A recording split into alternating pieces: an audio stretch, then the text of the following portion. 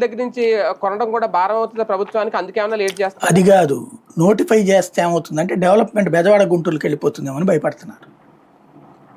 ఇప్పుడు క్రిందటిసారి విజయవాడ టు గుంటూరు వీళ్ళు రాజధాని అమరావతి లోపల పెడితే అక్కడికి వెళ్ళి ఎవడు కట్టాడు, ఎందుకు కట్టరు? అదంతా గవర్నమెంట్ చేతిలో ఉంది. ఆ పక్కన ఉన్నటువంటి పల్లెటూళ్ళకి సంబంధించిన జనాల చేతుల్లో ఉన్న భూములు కొంతమంది అడ్వాన్సులు ఇచ్చారు, కానీ కన్స్ట్రక్షన్ చేయలేదు. ఎందుకని? కోట్ల రూపాయలు బలికి. అదే సందర్భంలో ఈ సెక్రటేరియట్ లో పనిచేసే ఉద్యోగుల నుంచి అందరూ ఎక్కడ కొనుక్కున్నారు, ఏ ఏరియా మీద కాన్సన్ట్రేట్ చేశారు? మీకు ఇవాళకి కూడా ఏ ఏరియా బాగా కనిపించింది? విజయవాడ గుంటూరు మధ్య హైవే పక్కన, అంటే రాజధాని ఆమూల, ఇక్కడి నుంచి 20 కిలోమీటర్లు లోపలికి. కానీ డెవలప్మెంట్ ఎక్కడ జరిగింది? హైవే పక్కన జరిగింది.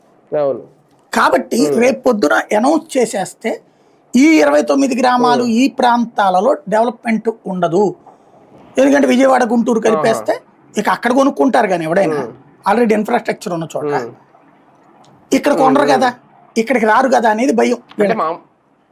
అంటే మామూలుగా నోటిఫై అయిన తర్వాత కూడా రిజిస్ట్రేషన్ వాల్యూ ఏదో పెరుగుద్దేమో. అదేం లేదు, అది ఇప్పుడు మనం అట్లాగేం ఉండదు. జిహెచ్ఎంసీ పరిధిలో ఒక రేట్ ఉంటది, అదే అది కావాలంటే ప్రభుత్వం చేతులనే కదా అది ఉండేది. వద్దు అనుకుంటే ఆపుతుంది.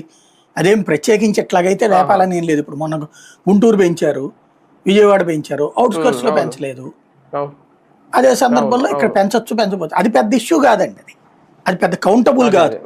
ఓన్లీ సమస్యల్లో ఏంటంటే జనం అంతా కూడా ఇప్పుడు ఏంటి, బెజవాడ గుంటూరు వాళ్ళందరినీ లేదా రాష్ట్రంలో ఉన్న వాళ్ళందరినీ ఆ ప్రాంతంలోకి తీసుకొచ్చి కొనిపించాలన్నదో ప్లాన్.